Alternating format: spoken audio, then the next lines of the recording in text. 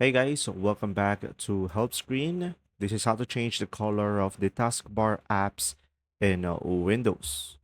So, first thing that you will do is simply go ahead and go to the bottom left corner of the screen and go for the start menu.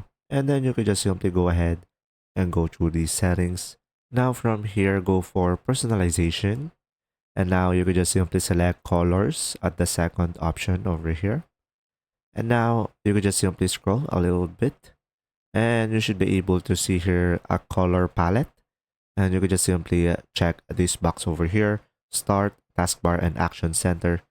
And as you can see, it is currently pink. I will go for orange and it will apply automatically.